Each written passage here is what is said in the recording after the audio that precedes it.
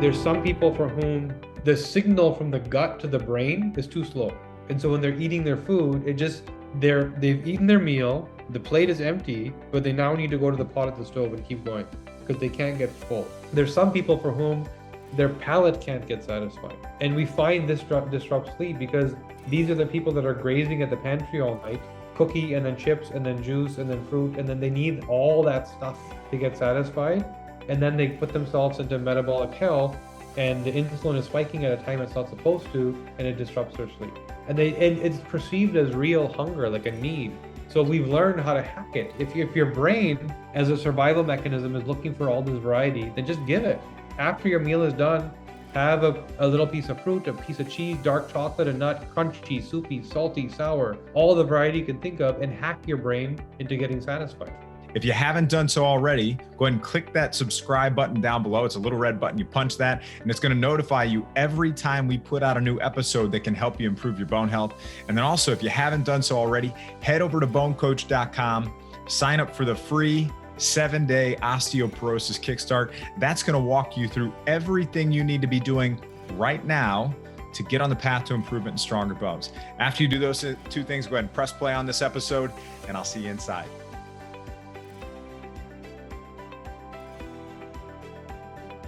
Welcome to this episode of the BoneCoach Show. Joining us today to explore genetics, osteoporosis, and my personal DNA explained is Kashif Khan. Kashif Khan is Chief Executive Officer and founder of the DNA Company, where personalized medicine is being pioneered through unique insights into the human genome. With the largest study of its kind globally, the DNA Company has developed a functional approach to genomic interpretation overlaying environment, nutrition, and lifestyle on the genetic blueprint to create personalized and deterministic health outcomes. He has since made it his mission to build the DNA Company into a business that has an impact and whose success is measured not in dollars, but in lives improved. Kashif, it's great to have you here today. Pleasure, man. Great to be with you. I'm looking forward to this conversation because we are going to talk about a big topic, especially as it relates to bone health and osteoporosis, which are genetics. So many people come to me and they always ask this question. You know, my mother had osteoporosis, my aunt or somebody in my family had issues with their bone health. Is this my destiny? Is this my fate? You know, is there anything I can do?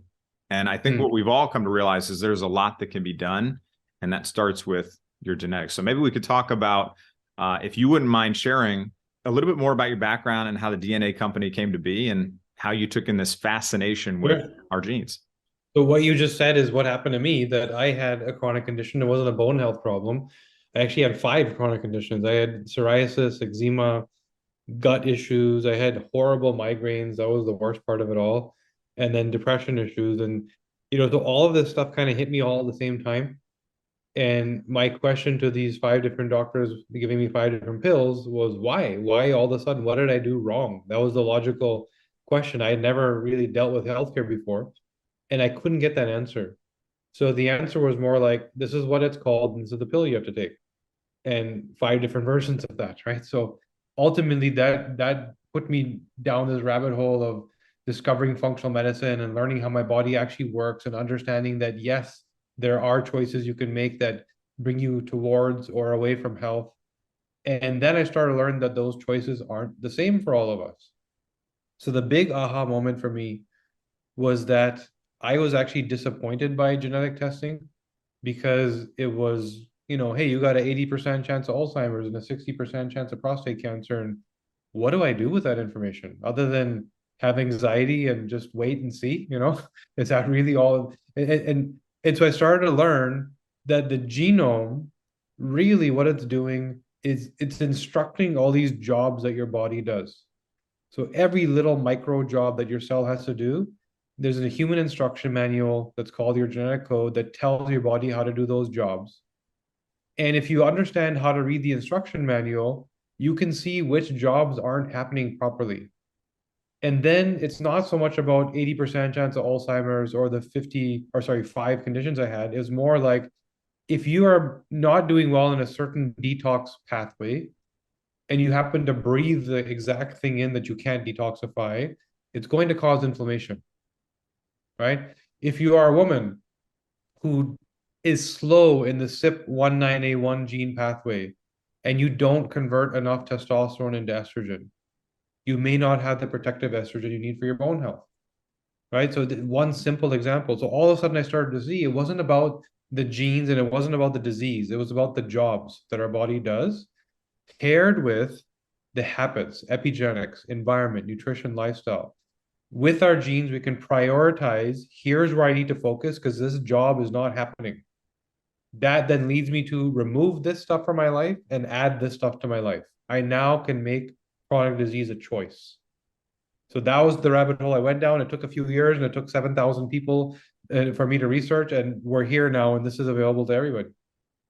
That's amazing. Can we lay out some of the foundational elements that you're going to be talking about, like genes, DNA, epigenetics, some of those pieces, so that everybody is on an understanding as we go through and have this conversation? Yeah, I would say that. So what I learned, the more I started to look at chronic conditions, and just, the research we did was we understood there was already enough information about genetics. There was enough scientists out there telling us what each gene does. But the body doesn't work that way. The body isn't a bunch of independent genes. There's systems and processes. We already know the hormone cascade and the neurochemical pathways. They exist already. We don't need to reinvent them. The clinicians also didn't understand the genetics. So you had these geneticists over here with highfalutin science, and these doctors over here that said this stuff is too complicated, it doesn't work. And there was nothing in the middle bridging it. So being an outsider, I saw that we needed a new research model, which was somebody has to sit there with patients and implement this stuff. So we spent 3 years with 7,000 people, one by one by one by one, genome in hand, healthcare history in hand, what medications they're on, what habits do they have, how many days a week do they exercise, all of that stuff, to now understand how to take it from probability to certainty, from you got an 80% chance of Alzheimer's to why did 20% not get it? I'd rather know that, right? With the exact same genetic code, 20% aren't going to get it. What are they doing right that I need to learn, as opposed to scare me with the 80%, right? So that's the kind of stuff we started to learn, started documented, and it came down to I should say 6 core systems, and then one that we reinterpreted. 6 core systems that if you resolve all of this, it's very, very difficult to have a chronic disease, and you're going to age very slowly. And those 6 systems are mood and behavior, everything about the brain. So how do you make neurochemicals? How do you clear them? How do you bind them? If I have your DNA and I've never spoken to you in my life, I can explain your personality to a T. I can describe you better than you can describe yourself because your genes don't lie, right? Everything about metabolic health. How do you metabolize macro and micronutrients? Should you be a vegan? Should you be on a keto diet? Do carbs matter to you? All of that stuff. Then everything about innate immunity of the cell. So how does my body deal with environmental toxins and airborne and sort of food toxins, mitochondrial health, so everything around the actual immunity and health of the cell. Then sleep. We all know, you talk to anyone on any podcast and ask them, hey, what do you want? What's the one hack you're going to tell everybody? Is always sleep, right? We need to sleep better. But what does that mean? It's not the same for all of us. And we learned that genetically. There's 2 more big ones. Then we learned everything around chronic diseases. So diabetes, cardiovascular, et cetera, the big killers, right? There's 15 big ones. Why do they happen? So that we can teach that to somebody so they have good habits. And the last one, which I would say is the biggest aha moment for us, when we studied these 7,000 people, they were half men, half women. And of those, the people that needed the most support were always women with hormone conditions. The gap between my doctors telling me you're supposed to have problems, it's your hormones, good luck. That's the reality, that the answer, like a woman, that's what they get today, versus if you look at it genetically, it's so black and white and obvious. The instructions that are telling your hormones what volume of hormones to make, how to clear them, what quality are they, what direction are you going, more androgenized, more estrogenized. It's all very clear in the genetic map. That's where I think we had the biggest impact.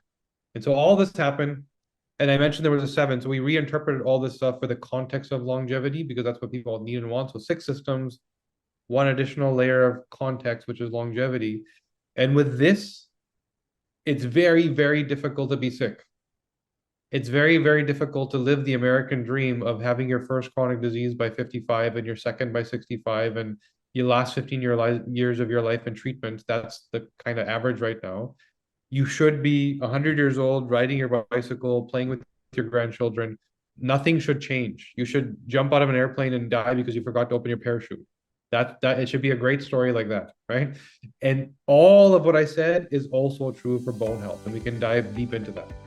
Hey, it's Bone Coach Kevin Ellis. I want to take one more minute to talk about if you are somebody who was newly diagnosed with osteopenia or osteoporosis, and you're at a point where you're stressed, you're worried, you're overwhelmed, you have no idea where to start or how to get started getting confident in your plan. I want to tell you about the Stronger Bone Solution Program.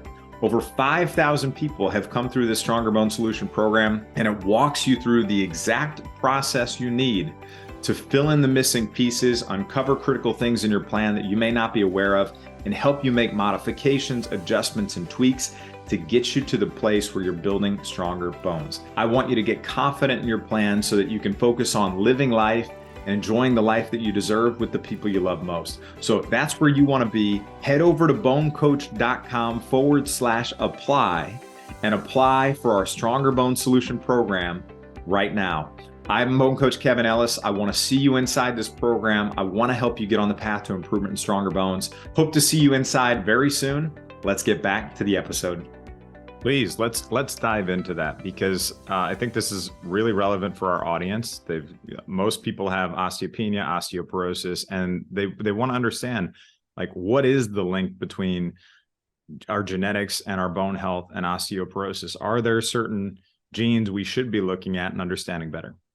Yeah. So then, yeah, there's this gray area of like, okay, why me? Why did this happen to me? Even in my family, my sister didn't get it. I got it. Why me? So step one is genetics. Here's the jobs your body doesn't do well. And then step two is epigenetics. Here's the environment, nutrition, lifestyle choices I made. So even if the two sisters have the same genes, one of them may have had different habits. One that habits was aligned to the genome and one that was not aligned, and that's the one that got sick. So how does that relate to bone health? The vitamin D pathway is very complex. So unlike all other micronutrients, vitamin C, vitamin A, that has a single gene that metabolizes it into the form that you need so you can use it, vitamin D has three. And the reason for this is because too much vitamin D is toxic.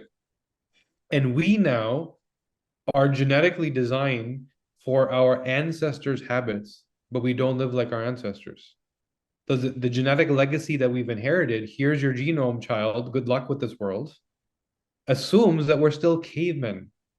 It's not even about grandma and grandpa. Our DNA is 200,000 years old. It hasn't changed in that much time. And in that much time, how much of that 200,000 years did we spend the way we spend now? Right? The last few generations, maybe? It was agricultural up until then. So we are designed to mitigate vitamin D, to slow down and stop the usage of it, not to use it. And we have lifestyles that do not provide us that overdose of sunlight and 8 hours in the sun. So there's three genes. There's one gene that takes the active D2 from the sun and converts it into D3 and puts it in the blood. You, by the way, are not doing well there, right? So we're going to get into this later. We will get into my actual DNA very soon. Yeah. We're going to expose you like you've never been exposed before. Let's do it.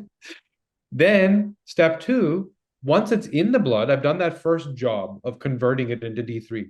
I now need to actually transport it to the cell. There's these little taxi cabs that carry the vitamin D to the cell where you actually need it.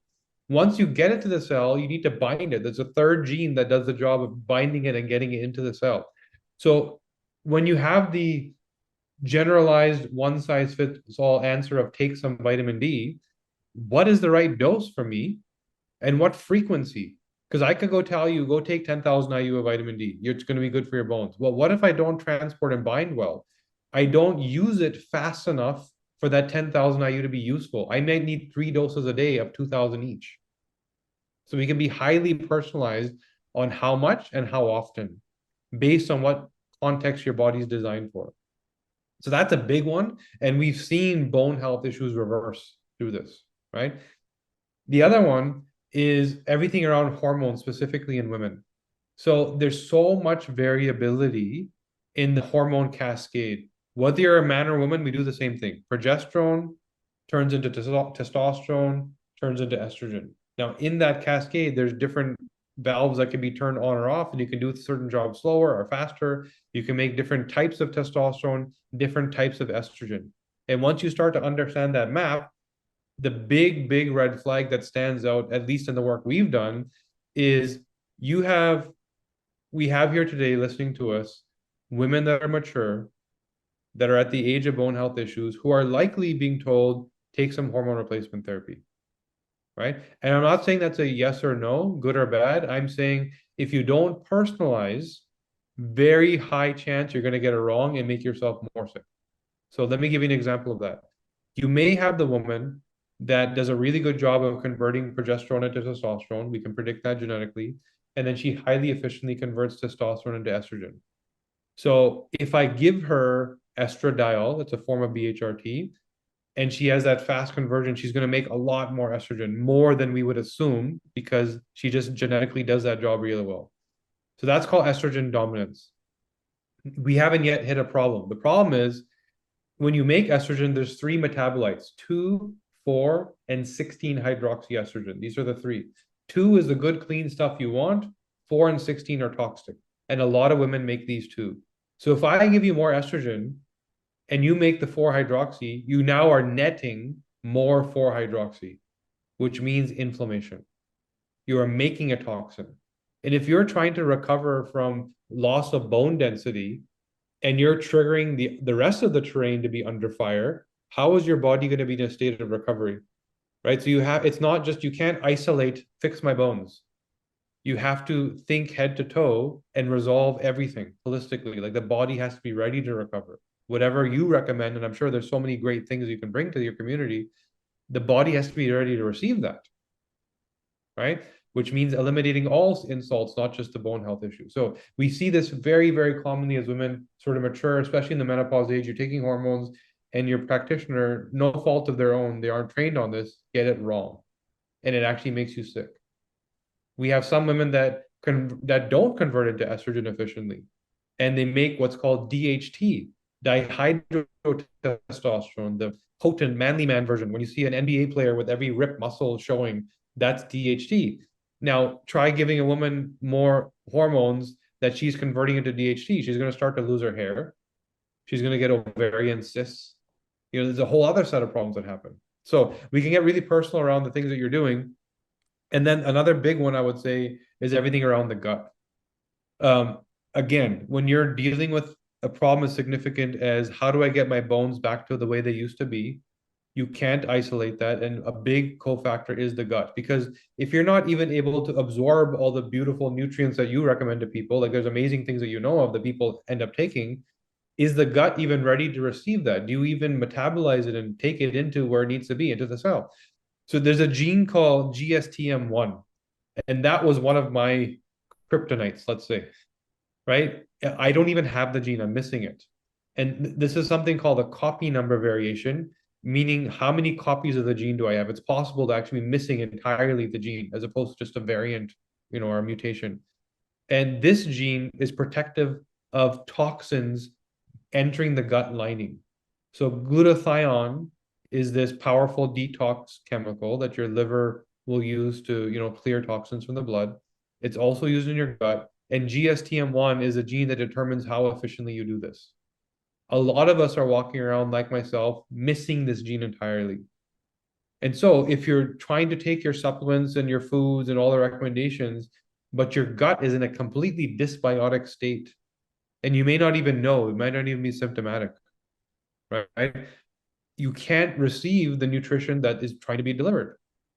So all of what I'm saying, if you get the general theme, is let's get the terrain healthy, right? Head to toe. Let's get your body in the state where it's ready to heal. If it's struggling with everything else, how is it going to work on something as significant as bone health? Right. And there's many more examples I can give you, but just trying to paint the picture, right? Yeah, those are all great examples. And maybe we can talk about too, what are the main lifestyle factors that are impacting our genetics? Yeah, so the current reality of sedentary life, which I'm sure you talk about, right? Our body will respond to the stress that we offer it. So our mitochondria, as we age, deplete significantly. In fact, from the age of 50 to 70, you're likely to lose 70% of your mitochondria. So not only shrinking in size, but just gone. That's what gives your cell its resilience. That's what gives your cell its energy. And energy is not just about, do I feel ready to stand up and run? It's also about your body's ability to fight and deal with viruses, and recover and develop new cells. We make 3 to 4 million cells every day. How well do you do that? Right. So if you, again, if you don't focus on that way of thinking, the cell is not going to be ready to provide you the recovery you want. Right. And so, yeah, so I would say mitochondrial function is one of these key areas where it may not be the direct, pointing to bone health, but if you're not doing well there, don't expect bone health to do well because the entire body's sort of suffering, right? Understood. Yeah. And then I guess maybe we could talk about too, like what are the key factors that would turn on and off genes the most? Yeah, so I would say when it comes to the hormone cascade we were talking about, we actually spent a lot of time with these 7,000 people working with supplementation to look at gene expression. And we now know that if you have, say, for example, too much estrogen, you're estrogen dominant, you don't need to take hormones. You can actually take certain supplements that slow the genes down. They manage the gene expression. So gene expression means I have version A of the gene, the fast version. But if I eat this food, it actually slows it down, or it could even speed it up, depending on what food at what dose. So managing gene expression is an easy way to kind of bring yourself to that homeostatic middle ground where you want to be. Here's how I want my body to function, even though it doesn't function that way. So that's a big part of it. And there's 3 buckets: environment, nutrition, and lifestyle. Those are the 3 epigenetic buckets. These are the habits and choices you have to make in everything you do. Nutrition is the easiest. You're going to eat anyway, so you might as well eat aligned to your genome. If you decide to be a vegan, pick that diet after looking at your DNA first, because if you don't, you could get very sick. It could be amazing. It could be the worst decision of your life, right? So nutrition is the easy one. Lifestyle is the second easiest, I should say, which is how do I exercise? How do I sleep? How do I manage my stress? What do my relationships look like? So how do I align everything I do to the way my body operates genetically? The tricky one that we don't think about enough, which has a significant impact today more than ever before, is our environment. So our bodies, our genes are constantly expressing. So the same mitochondria we talked about that we need to manage to stay healthy is also communicating to ourselves. So it's in the cell, constantly red flagging whatever's going on, whether it's a smell, a sound, a fear, whatever, to tell the body what level of response do we need right now. What am I supposed to be doing right now? Am I being chased by a tiger, or am I smelling a pretty flower? Where am I supposed to be right now?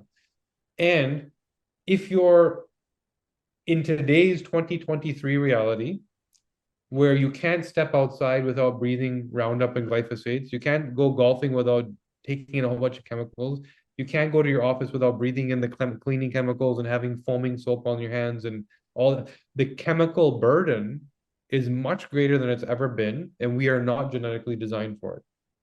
So of the 3 epigenetic inputs, nutrition, lifestyle, and environment is usually where people need the most help, and usually it's completely out of their awareness. And that's that thing that, oh wow, I have a sense of relief. I didn't know how sick this was making me, right? It's a big one for gene expression. But I'm sure there are a lot of other things that people can do to protect themselves, to make sure that they're not actually being exposed to. Yeah, there's 2 big dials to turn. One is to remove the exposure, and you can again prioritize using your genetics. Which is the biggest threat to me? Is it inhalation based? Is it my gut? Is it my anti-inflammatory capacity? So you can try and figure out, here's my big red flag. So remove it. The second thing is supplement. You can remove some stuff, then you can also add some stuff that helps your body do the job that it doesn't innately do. So like me, I'm missing this key detox gene of my gut. So I have to remove certain foods and packaging and colorings and things that other people don't have to think about, or I don't feel right. But I can also add supplementation that helps me with glutathione, that helps me build my gut lining, that helps me with digestive enzymes so that I can kind of feel like a normal person in this regard, right? So those are the two dials you have to turn. Find out what's wrong genetically. Here's the job my body doesn't do well. Remove the threats and add supplementation of various sorts to help me do the job better. Understood. So in terms of DNA testing, right? So somebody's listening to this and they're like, okay, this sounds helpful. What are the things that might be uncovered through DNA testing? And maybe what are some common misconceptions that people have about DNA testing that they might come across? Well, the first thing we said about genetics is about genes, and our genes are not our destiny. That is all true. But that's also based in geneticists getting it wrong in terms of how do you actually interpret this stuff, right? It was not about what does each gene do, and that's a big problem. Most genetic tests still do that. Here's your report. You have this version of this gene. It means your ear is connected to your head. I already knew that, right? And when you ask them about breast cancer and cardiovascular disease and diabetes, they're like, well, that's not genetic. What's genetic, take diabetes, for example, is your insulin response, is your ability to metabolize starches. You know, all of the things that lead to the diabetes. There's no direct switch you can turn on that equals diabetes, but there's years and years of habits. Chronic disease, they take time to develop. So that's one big one, is just understand that the same difference between medicine is my doctor's going to tell me what my disease is called and what pill to take. And functional medicine is my doctor's going to figure out why I got sick and make sure I never get sick again, like the root cause. Same thing, genetics is a disease centric, this gene equals this disease, sorry. And functional genomics, which is what we practice, is what biological pathway leads to this job that leads to the disease. So I know what to action. So that's a big one. The second one is everything around privacy. It's a real concern. And why do I bring this up? Because the genetic testing business is not the best business to be in because your DNA never changes. So you come to me for a test, we're done. The end of the relationship, right? Because your DNA is for life. And so all these genetic testing companies became data selling companies because they didn't know how to make money. So now the big problem with that, there's obviously an ethical problem there, but the bigger problem for the consumer is the test is not designed for you. It's designed for the buyer of the data. The buyer of the data says, okay, they'll pay you $500 for a test. I'll pay you $5,000 if you let me buy that sample.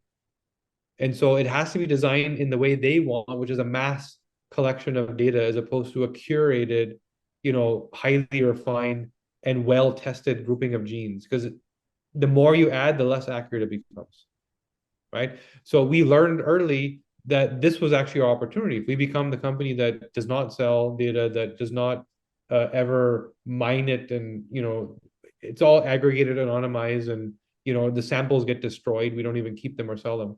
So that forced us to become the insight company. Let me tell you about yourself so that you want to stay working with me clinically, right? And you can see that I can actually help you.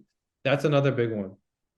I would say the last big one is these products, most lab tests, functional lab tests, are really hard to use. If I get a report, whether it's a GI map, gut bacteria test, or some, oats test, or organic acid, or hormones, whatever, you cannot make 2 cents of what those documents are saying. And most functional medicine doctors are relying on their interpretation from some short training, which maybe doesn't deliver the full value that's in that document. So we realized this early, me being a layman looking from the outside, saying, how did I wish this looked like if it was my dream product?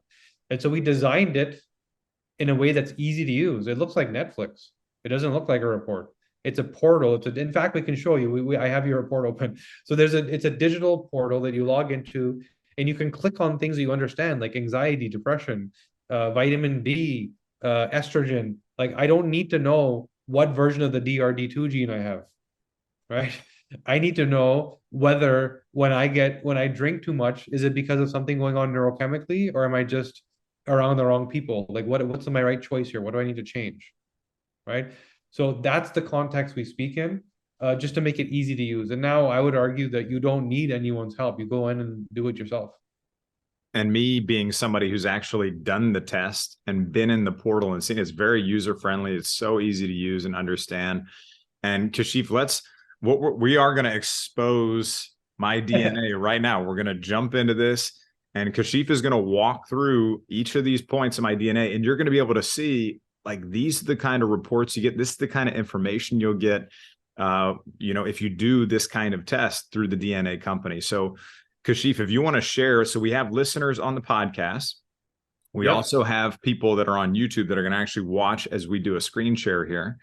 And I'd love if you could walk through each of, these points in my own personal DNA and just, walk through what am I really doing great in? What am I not doing great in? And we could just show people an example. Sure. So I was in your cardiovascular report. I'm going to open your mood and behavior report. And we always start there because we find that it's very hard to heal if you don't understand how you think, how you perceive. And so how does somebody like yourself, like a coach, perceive the person? People don't know how they're perceived, how they behave. They think they're perfect. Everybody thinks they're perfect, right? And we also, as coaches, healthcare practitioners, don't understand how the patient is perceiving things. So this becomes a huge thing. So for example, your serotonin is dysregulated. Your serotonin is your mood regulator.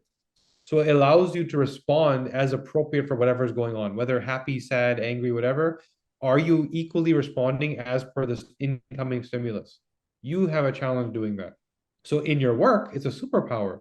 This is why you're so good at what you do. You're here talking to me and you're here helping your community. You're able to do that because you see the things that other people don't see. You catch the details that other people don't catch. But in the context of you experiencing your pain and problems, if you were a patient, you would overdo that. You would read into it too much, and that in itself would help you manifest the problems that you're trying to get rid of. Right? So that one single thing could be the thing that makes you stuck.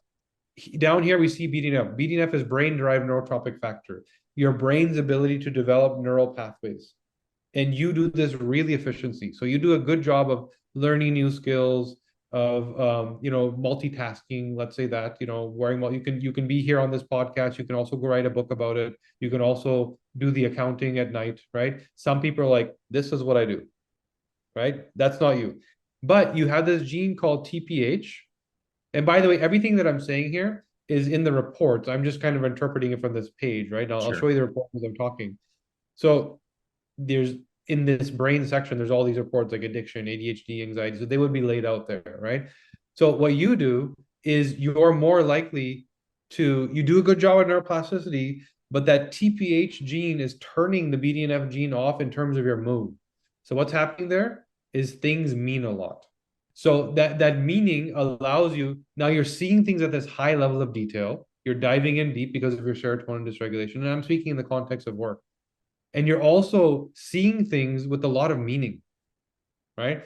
So that leads to exactly like, look who's sitting here, BoneCoach, right? This guy who sees the things you didn't see, who's going to teach you the things you need to know that you couldn't find on your own, and really cares, gives things a lot of meaning, right? So, and there's other neurochemicals there. We can keep painting the picture and describing who you are, and then you start to understand who you are. Now imagine this as a patient. If somebody was stuck with trauma or with pain, there's actually a PTSD gene in there, by the way, right? So somebody that's suffering from this trauma of, I don't even want to talk to my doctor because every time I do, it hurts because they're the one that gave me the bad news. So just even understanding that and knowing what supplement to take or what food to eat, right? And all of a sudden that problem being a functional thing as opposed to a problematic thing. So now the one thing we mentioned is your micronutrients. I've gone into the diet report now. Mm-hmm. You don't do a good job with vitamin D. The cascade that we described, you're not doing well with the conversion.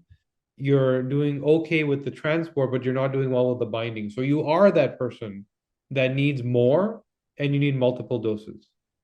The regular recommended dose doesn't do much for you.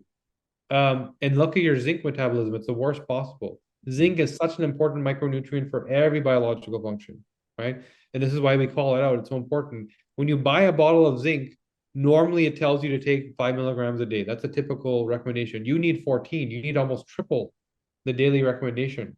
And what are we talking about here? Cancer prevention, brain health, cardiovascular health, all the big stuff, right?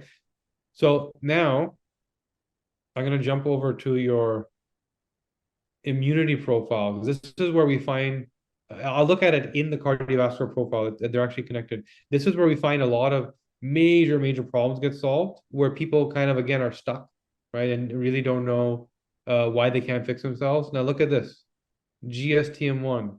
Just like me, you are missing the gene. You don't have the gut detox gene. So now when you go out with your friends and like, well, I eat healthy, so I'm going to have the hummus, right? Well, guess what? The chickpeas were dried with chemicals so that they could transport them faster. And the other people around the table don't notice. You get bloated and can't eat dinner, right? And now do that day after day after day. It's going to equal IBS. It's going to equal leaky gut. It's going to equal Crohn's, colitis. Where do these problems come from? They come from somebody's inability to sort of maintain their gut health. You also have horrible inhalation genetics. So your ability, so if you walk into, say, a factory or smell a perfume or a chemical, you're likely to feel a little off, brain fog, joint pain even, right? Because there's an instant inflammatory response for you. Your lungs don't do the job, the worst possible, minus 70% capacity to prevent airborne toxins from entering the bloodstream.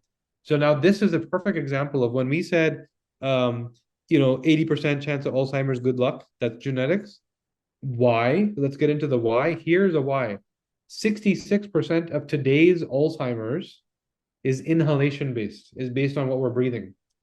Because the air is so toxic and the pesticides are so prolific, and our genes, like yourself, aren't aligned to blocking them, that this is what's causing the inflammation. First of all, we're living longer, so our brains are just exposed for longer. And then we are around things that we can't filter. So over time, that leads to cognitive decline. This combination speaks to your, and again, everything that I'm saying here is in the reports. I'm just looking at the gene data because I know what it means already, but you can self-serve in the actual reports. So your mitochondrial function isn't the best. Your ability to deal with hydrogen peroxide and mitochondrial function are not aligned. These should all be the same letters here. And so when it comes to recovery, when it comes to maybe slowing down your aging, might be a little challenging if you have the wrong habits. You should not be on a treadmill every day. You should be weight resistance training. In fact, if you run a marathon, the next day you're probably done. Right? Like that cardiovascular output, you can't handle the oxidative stress well because the mitochondria doesn't recover quickly enough. It's not efficient in its ability. So what's actually going on? Here's your cell, here's the mitochondria inside the cell. Your cells are constantly taking in oxygen and nutrition to create energy. And in that process of burning oxygen as a fuel, you make an oxidant. An oxidant is a free radical, a toxin, which is highly inflammatory. And this gene is supposed to help you get rid of that. You don't do that. So it's sitting in the cell like this fireplace that has no chimney with a soot piling up and choking the cell and aging it. Right? So now based on your choices, this is why you see these this phenomenon of like 30-year-old sprinters and soccer players that just drop dead on the field because they've compressed 80 years of cardiovascular activity into 30, and they have bad mitochondrial function, and they may have bad what you have here, 9p21, which I'm going to get into, which then equals cardiovascular disease. Why? 9p21 determines, here's your heart, around it are the arteries. Your artery looks like this, it's a tube. The inside of the artery is called the endothelium, the inner lining of the blood vessel. We can predict with this gene what quality of endothelium you have. Stainless steel, robust, paper thin. You're like light duty plastic, right? You're not quite paid the worst, but you're nowhere near the best, right? So yes, prone to inflammation. Now that we know that there's a reason why there would be inflammatory insults in the blood, you're breathing them, you're eating them, your mitochondria is creating them, and you have this bad quality hardware that's prone to inflammation, you're probably going to get endothelium inflammation if you don't have perfect habits, right? And now if you have endothelium inflammation, Your body will actually use cholesterol as a hormone to reduce the inflammation. That's why people get cholesterol disease. It's not the cholesterol is not the disease. Cholesterol is your body trying to heal. But when the cholesterol meets the toxicity from the free radicals, it actually hardens and then starts to build up. And then eventually you get prescribed a pill, a statin, right? So for you, this is a likely scenario if you live the average American lifestyle. We know you don't, right? But two people with the exact same habits, you're just going to get sick a lot faster, right? So it becomes even more important for you to not do that. Nitric oxide delivery for you is also off. So this key contributor to support poor cardiovascular function, you're also not doing well. And it's very hard to get nitric oxide from our foods now. So you should be supplementing. You very specifically need to be supplementing nitric oxide, right? A good product, there's a few out there we can recommend, but you need to be doing it. Your insulin response is noted here. Let me just take a look here. You're fat, so you're like myself. You would not do well on a keto diet, right? The first few weeks, you'll feel great. Everybody does. You get into ketosis, you start burning fat as fuel, it feels good. Your brain starts using ketones and you feel cognitively like you're on fire. Then 5, 6, 7 weeks in it, you start to get sluggish. You start to feel a little like, what's going on here? I don't feel the same. You don't blame it on the keto diet because you felt so good in the beginning. So for you, suppose you wanted to go carnivore or keto, you would cycle on and off. You can use carnivore as a therapeutic meal plan, but you would cycle on and off. You don't maintain it. Some people can just do it forever and they'll be fine. And they have podcasts and YouTube shows and they sing from the rooftops. This is the only thing that worked because it worked for them. But if you did it, you would get sick after a year. All right. So another example of how we can get really personal. Now go back to another area. And maybe if you could even touch, like, this is a big thing for everybody listening and everybody watching. This is a big thing right here. We're talking about personalization for eating right for your body also. And when you hear people just say, everybody should eat this specific way or these specific foods, this is the only way, it's not. And what Kashif is talking about right now is exactly why. And maybe are there other pieces in the nutrition section relating to fats and carbs and things like that we could touch on real quick? So your starch metabolic pathway is not the best. It's not horrible. It's not the best. You do not do well as a vegan. So the enzymes that are required to break down chickpeas, lentils, all the key protein sources, all the beans and all those types of foods, you have the worst possible ability to make the enzymes to use those foods. And so just like many other vegans, you'd start off feeling good because it's light and clean. And then over time, you'd have hormone disruption, sleep disruption, mood issues. It would make you feel horrible, right? The other thing is the micronutrients. So vitamin C, I think you were doing well, which is important because now your mitochondria isn't functioning the best, and which means oxidation. Vitamin C is an antioxidant.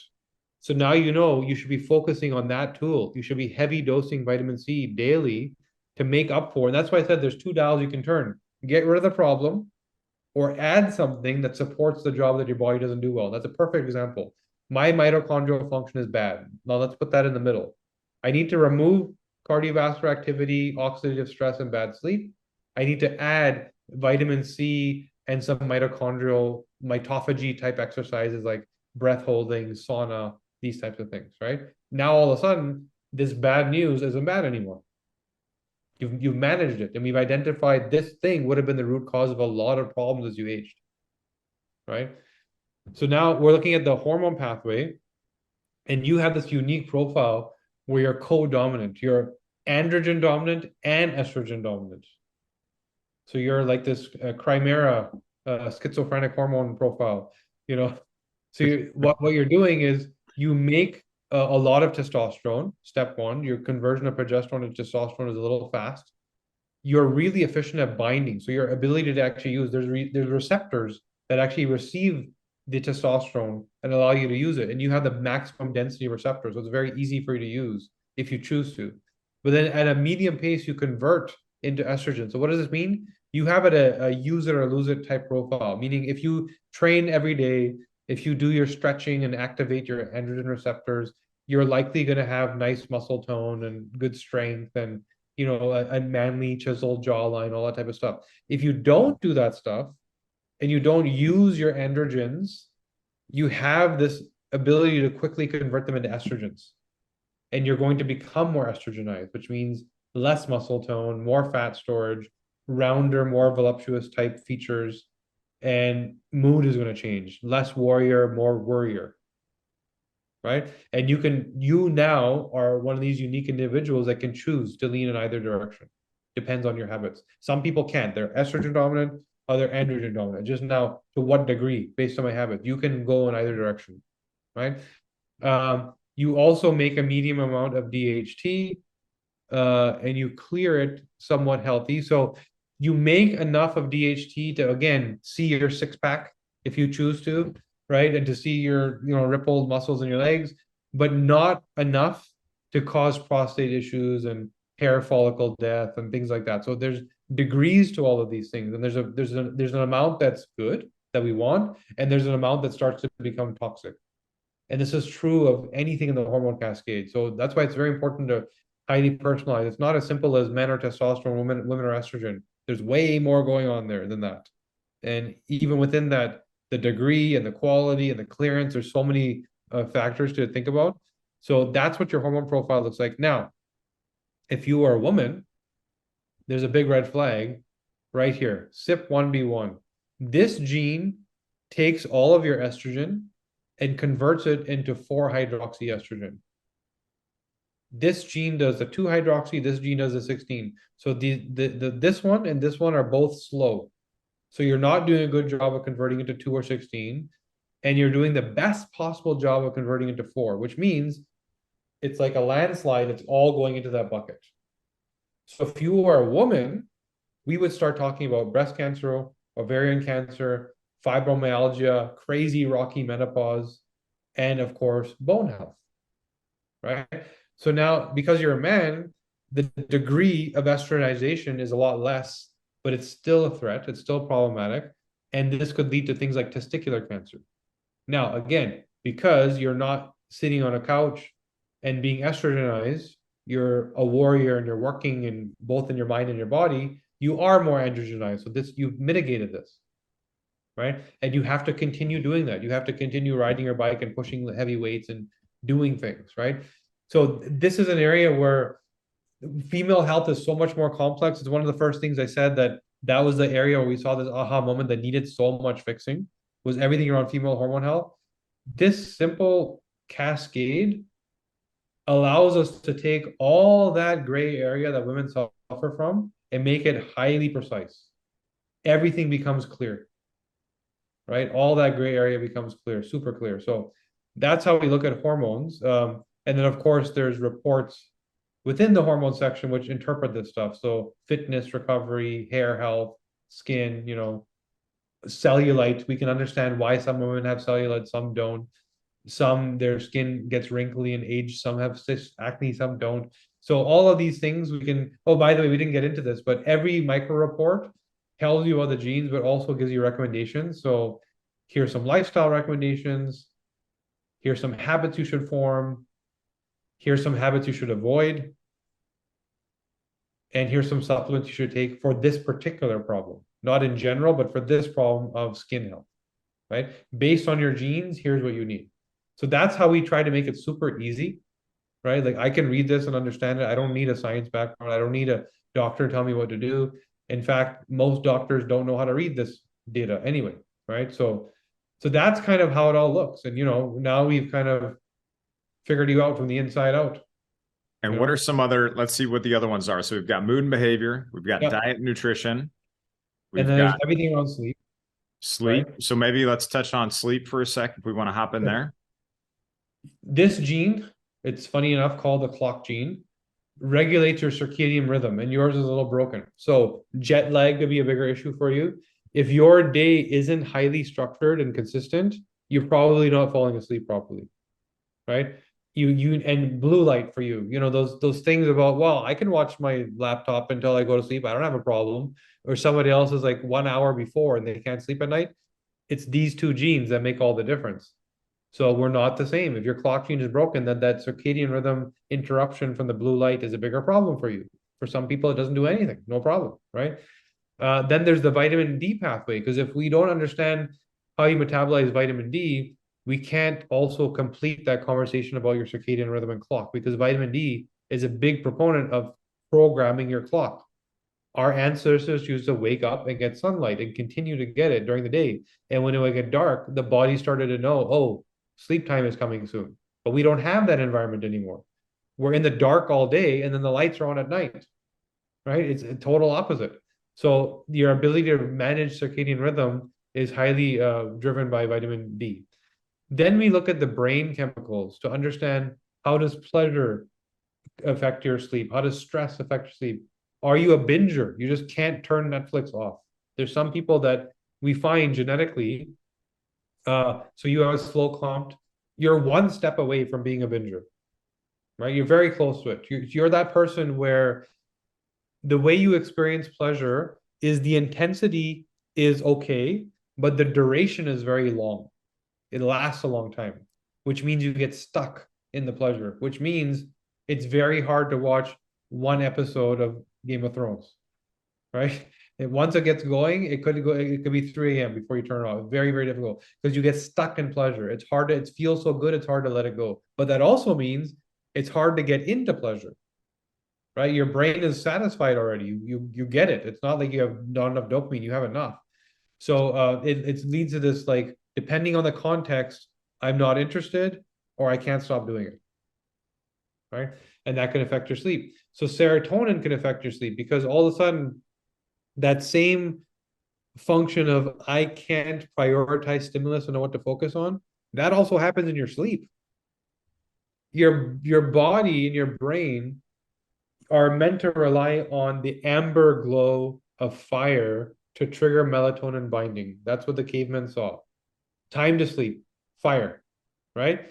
Then the peachy glow of sunlight kind of piercing through your eyelid is what would trigger serotonin binding, which would wake you up. Melatonin put me to sleep, serotonin wake you up. So if your serotonin is dysregulated, your brain doesn't know what to wait for. It's responding to everything. Too hot, too cold, weird smell, somebody pulled on the blanket, somebody's foot is too cold. Like everything is a problem in the second half of sleep, not the first half. When the body knows at some point I'm supposed to wake up, I just don't know what to respond to. So it's a very different problem to solve than I can't sleep at night. That's a very general statement, right? What does that mean? I can't sleep. What is driving all of that? We can get very specific on, and then the solutions become very specific, right? On what to do there.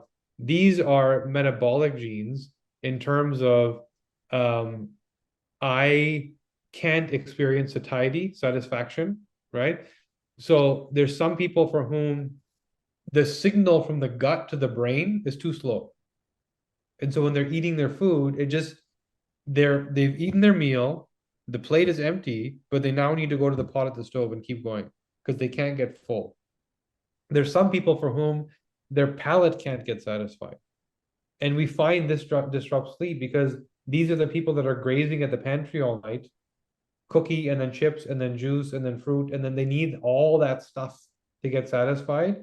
And then they put themselves into metabolic hell, and the insulin is spiking at a time it's not supposed to, and it disrupts their sleep. And it's perceived as real hunger, like a need. So we've learned how to hack it. If your brain, as a survival mechanism, is looking for all this variety, then just give it. After your meal is done, have a little piece of fruit, a piece of cheese, dark chocolate, a nut, crunchy, soupy, salty, sour, all the variety you can think of, and hack your brain into getting satisfied. Then you're not going to be scrambling at the pantry all night, right? So these are areas where we look at sleep. There's more. I mean, I can show you here. So the circadian rhythms, your internal clock, stress, environment, how the way you deal with chemicals and environmental insults may disrupt your sleep. Sleep is the time when you're recovering, right? So the first half of your sleep is when your body is getting rid of everything you took in the day before. So if you don't do a good job of that, you may have slept through the night, but you don't feel rested. Right? That's a whole other problem. People that wake up in the morning like, I slept 8 hours, but I feel like crap. Yeah, because it may have to do with your detox pathways where your body just isn't done. Like it needs more time to get rid of the toxins. And so you need to supplement for that. You can't sleep 20 hours a day. It's not going to work, right? So you need to supplement for that. And there's food and there's pleasure. So now the last thing that I was saying is that we go through all these 6 systems, right? Cardiovascular, immunity, etc. And then we reinterpret that for the purpose of longevity. So in each of these reports, you're seeing new genes that resolve these issues. But in longevity, we've taken the same genes and made an additional report for the context of how do I add 10 healthy years to my life? Right? How do I live to 120 in a good healthy 120, right? And it's like, let's pick at my genes and think of all the things that can be problematic. What do you need to know? Brain, cognitive health. I can't be 120 without great cognitive function. So what would be my problem? What are my threats? And we get into some of those things. Then we look at, and you can see how many things are just for the brain, right? All these genes from trauma to development to stress. Then we look at body. If I'm 120, I want to have a healthy body. It has to be functional. So we look at your muscle and how do you retain muscle? How do you build muscle? How do you deal with hair, outward beauty and aging, right?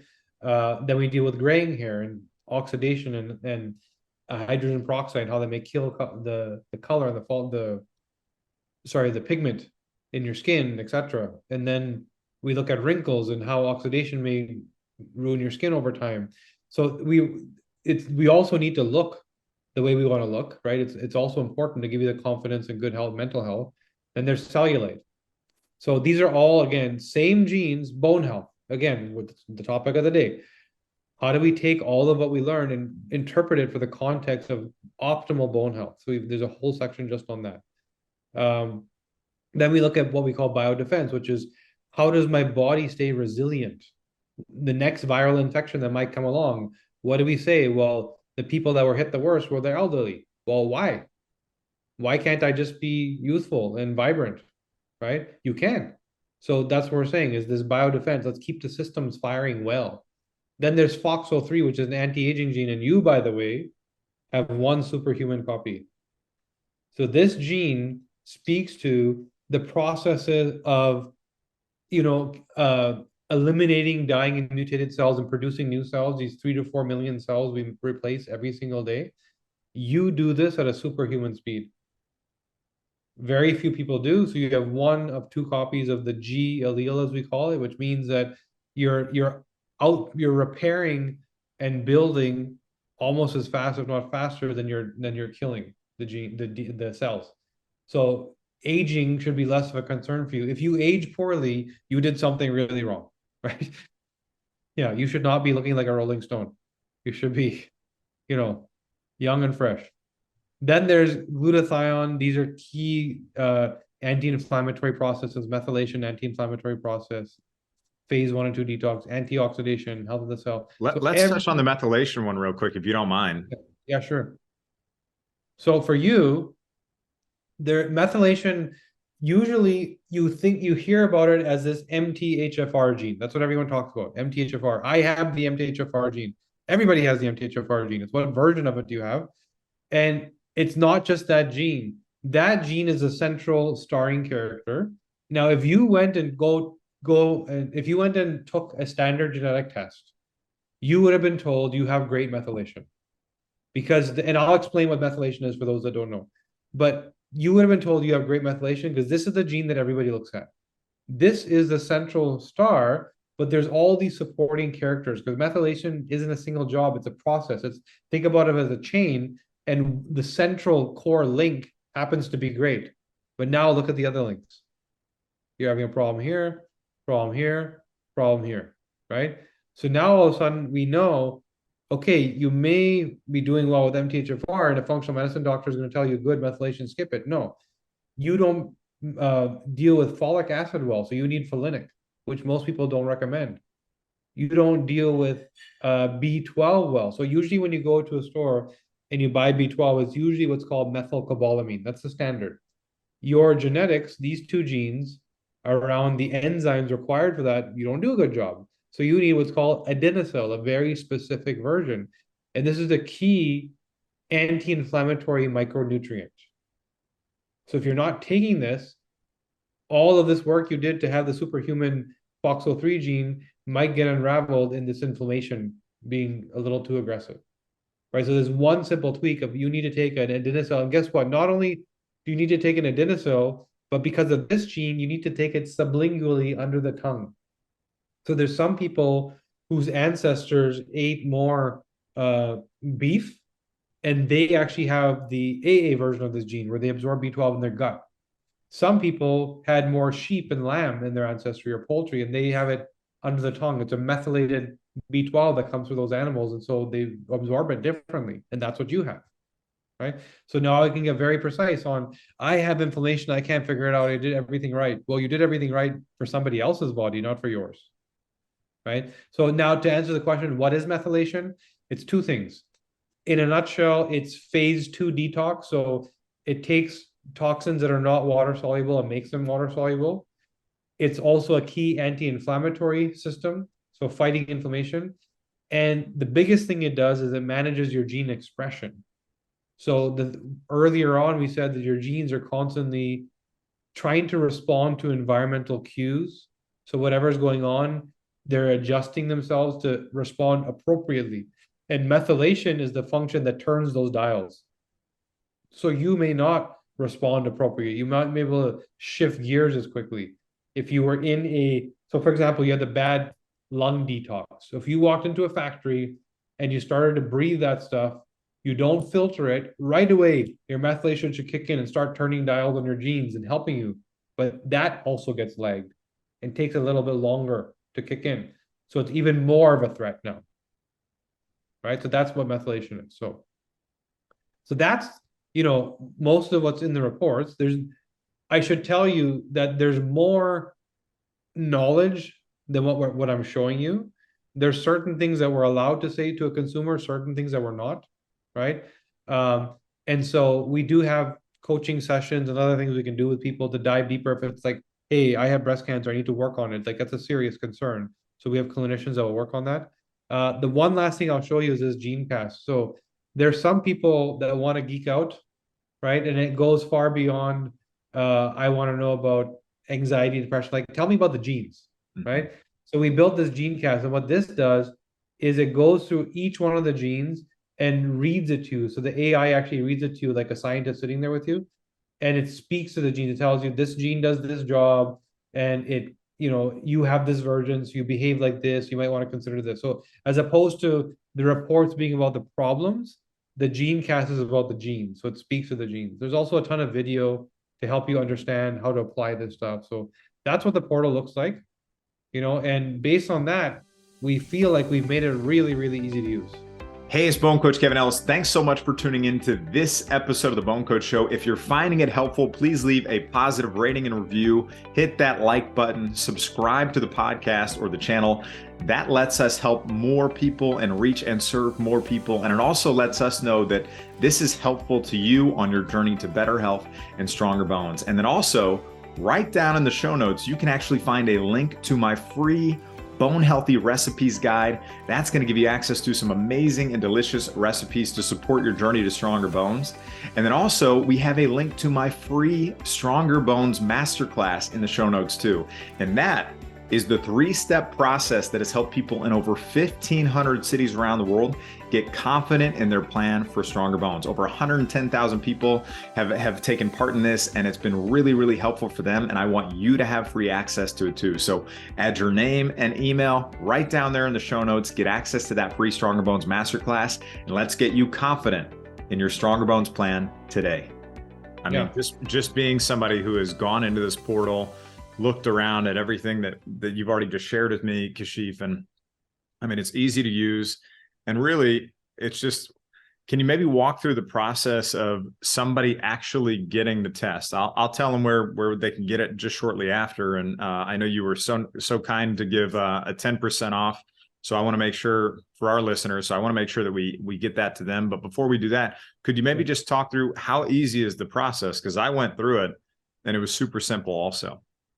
Yeah, so once you order the test, so you're going to use this code, and don't go pay retail, don't go running to the website, where we'll make sure to honor you being here today and get you that discount, which you'll share with everybody.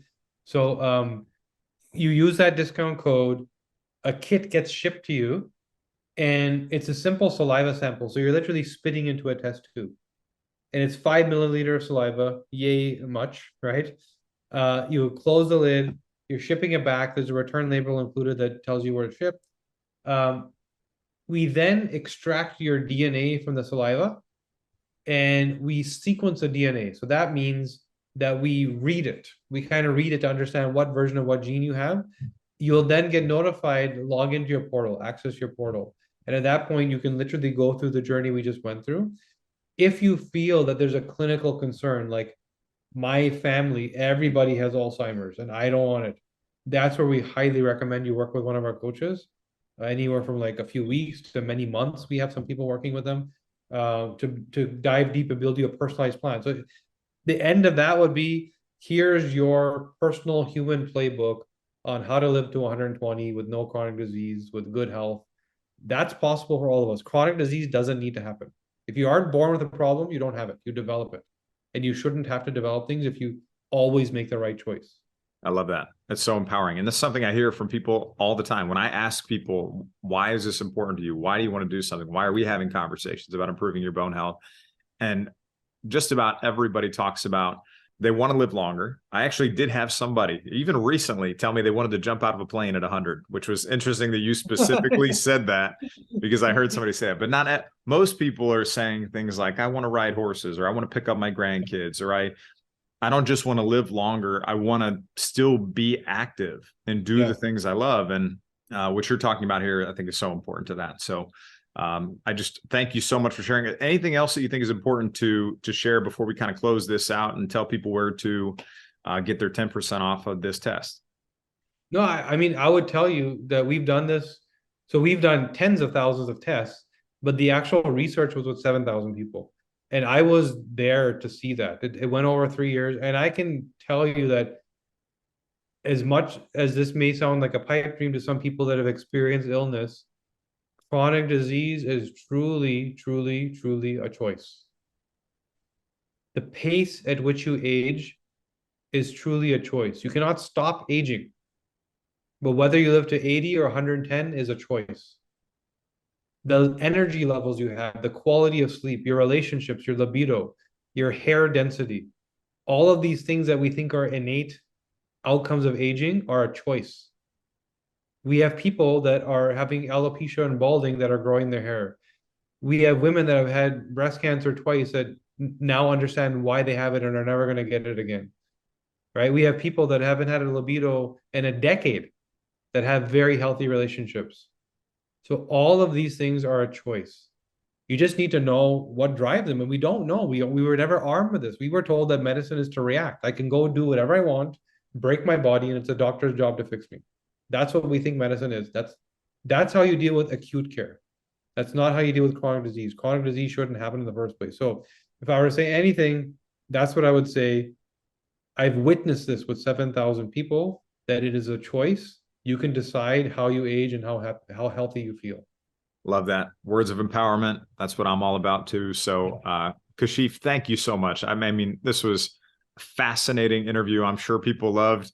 I absolutely loved it. I'm sure other people loved getting my DNA being exposed and getting to that level of detail, which was pretty awesome. So for everybody listening, you can get 10% off of the DNA company test. You will go get this test and it is amazing. It's really easy. It's awesome. I personally used it and it's pretty awesome. So go to thednacompany.com/BoneCoach. So THEDNACOMPANY.com/BoneCoach. And that's going to get you 10% off. You order the test, you spit in the tube, you get your results, you go to this portal. It's very easy. I absolutely love it. And Kashif, I just want to say thanks again for taking the time to share this with us. A pleasure, man. This is awesome. Yeah, this is great. So, and everybody listening, you can also find all of the resources, show notes, everything mentioned here today over at bonecoach.com/the DNA company, osteoporosis, genetics, and we'll see you in the next episode. Hey, it's Bone Coach Kevin Ellis. Hope you found that episode helpful and that you enjoyed it. Just one last reminder, if you haven't done so already, head over to bonecoach.com, sign up for your free 7-day osteoporosis kickstart. It's going to tell you everything you need to do to start getting on the path to improvement. Hope you found this helpful. I'm your Bone Coach Kevin Ellis. I'll see you soon.